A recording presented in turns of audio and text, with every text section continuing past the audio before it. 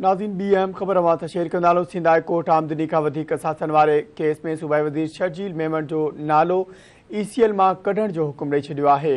Sindh high court सूबाई वज़ीर शर्जील इनाम मेमन जी नज़रसानी वारी अपील मंज़ूर करे वरिती आहे। अदालत सूबाई वज़ीर शर्जील इनाम मेमन जो नालो ECL मां कढण जो हुकुम ॾेई छॾियो।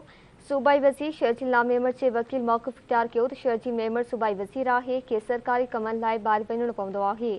वकील चयो त सूबाई वज़ीर शर्जील मेमन जो नालो ECL मां कढण जो हुकुम ॾिनो वञे। इन हवाले सां नाज़रीन वधीक तफ़सील मालूम कंदासीं। धरती TV कराची जो रिपोर्टर इसहाक सरकी असां सां लाइन ते मौजूदु आहे।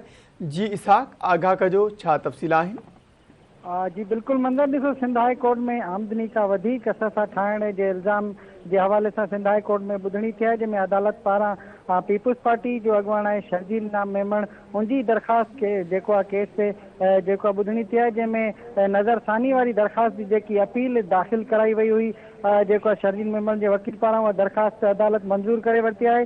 जॾहिं त अदालत पारां सूबाई वज़ीर शर्जील मेमन जो जेको आहे नालो उहो मुस्तक़िल जेको ICL मां ख़तमु करण जो बि हुकुम ॾेई छॾियो आहे, जंहिंमें जस्टिस KK आगा जी सरबराही में 2 रुकनी जेकी बेंच आहे उन अपील ते जेको आहे फ़ैसिलो ॿुधाए छॾियो आहे, जंहिंमें अदालत पारां शर्जील इनाम मेमन जी जेकी ज़मानत आहे उहा बि मंज़ूर कई वई आहे। जेको नालो ICL मां उहो जेको आहे कढण जो बि हुकुम ॾेई छॾियो। उन सां गॾोगॾु शर्जील मेमन सूबाई वज़ीर आहे, उहो सरकारी कमनि जे सिलसिले में उनखे ॿाहिरि वञणो पवंदो आहे, उनजे करे नालो जेको आहे उहो ECL मां कढियो वञे।